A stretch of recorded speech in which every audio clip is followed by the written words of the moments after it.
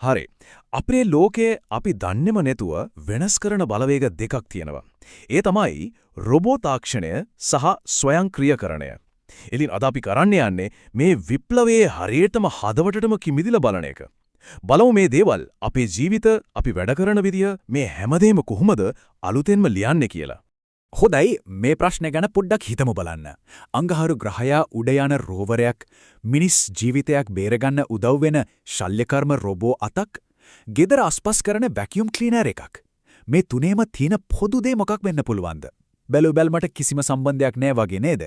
ඒත් පුදුම දේ තමයි මේ හැම එකකම හරයා, ඒ කියන්නේ මූලිකම දේ එකයි. මේ කතාව ඉවර වෙද්දී ඒ උත්තරේ හැමෝටම පැහැදිලි වේවි. හරි. එහෙනම් අපි මුලින්ම පටන් ගමු නිතරම අපිට පැටලෙන තැනකින්.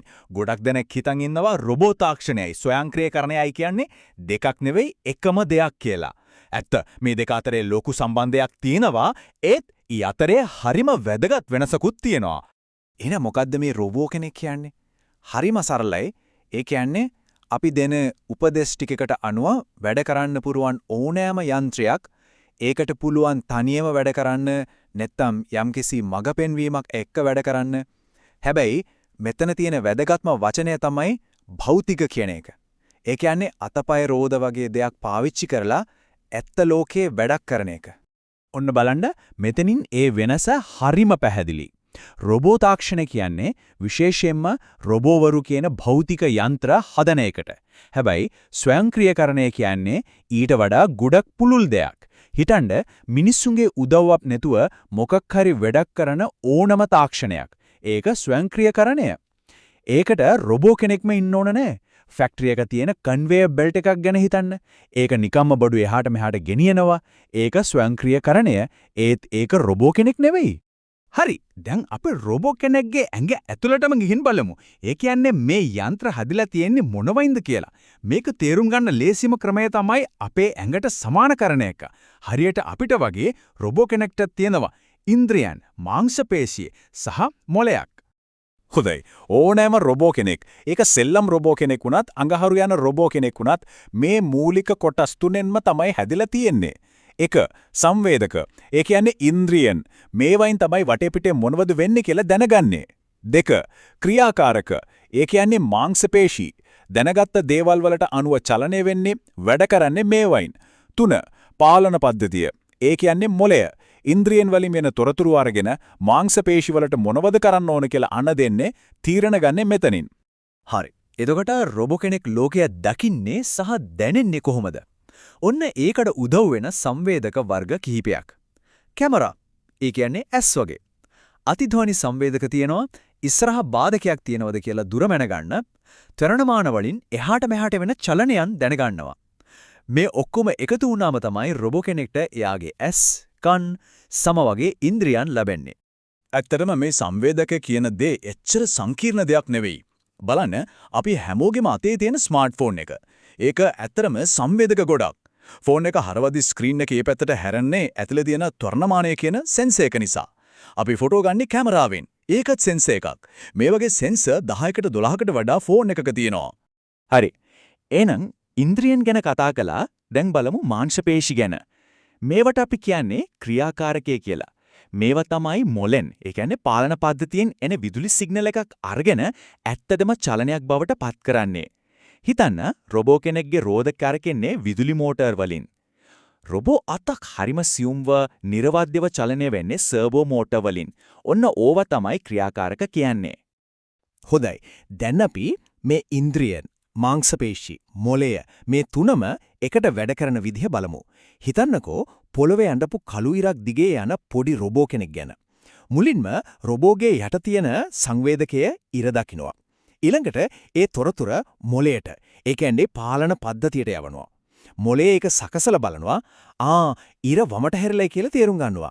එතකොටම මොළය මාංශපේශියට, ඒ කියන්නේ වම් පැත්තේ මෝටරයට අණ දෙනවා හරවන්න කියලා. බලන්න දකින්නවා, හිතනවා, ක්‍රියා කරනවා. යෙදුම, සැකසීම, ප්‍රතිදානය.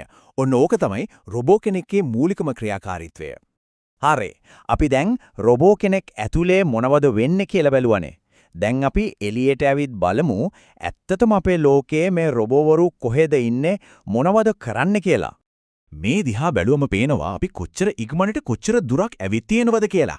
හිතන්න 1950 ගණන් වල ෆැක්ටරි වල වැඩ කරපු පළවෙනි බොහොම සරල රොබෝ අත්වල ඉඳලා 2000 ගණන් වෙද්දී රූම්බා වැකියුම් ක්ලීනර් එක වගේ රොබෝලා අපේ ගෙවල් අස්සටම ආවා.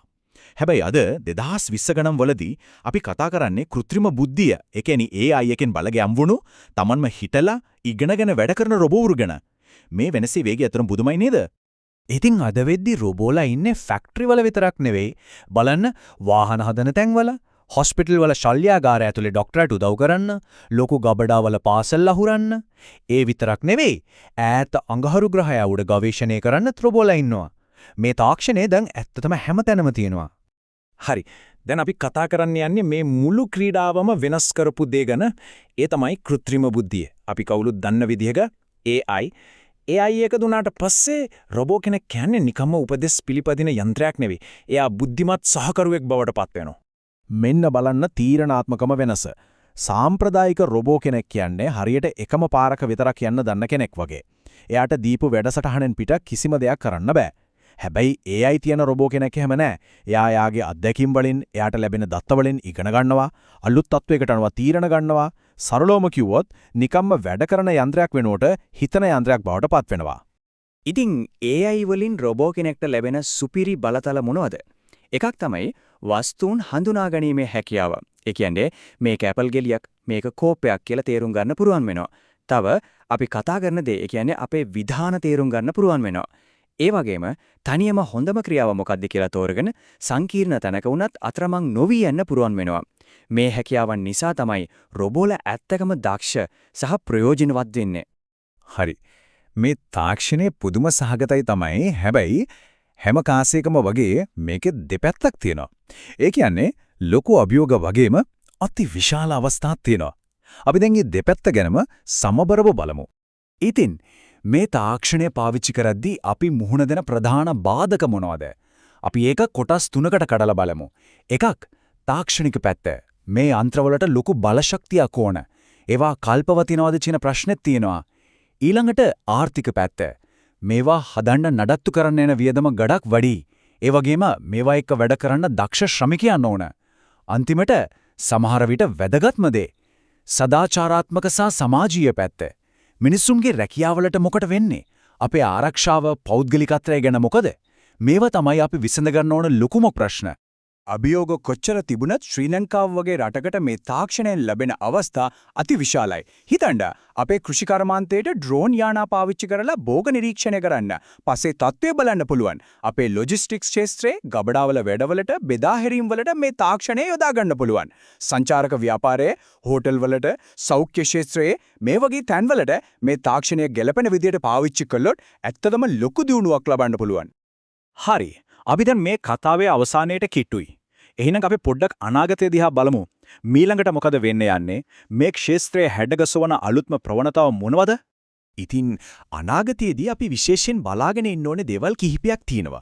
එකක් තමයි කෝබොට්ස්. ඒ කියන්නේ මිනිස්සු එක්ක එකට උරෙන් උර ගැටිලා ආරක්ෂිතව වැඩ කරන සහයෝගී රොබෝවරු. ඊළඟට තවත් අඩු මිනිස් අධීක්ෂරයකින්, ඒ කියන්නේ තවත් ස්වාධීනව වැඩ කරන පද්ධති එනවා.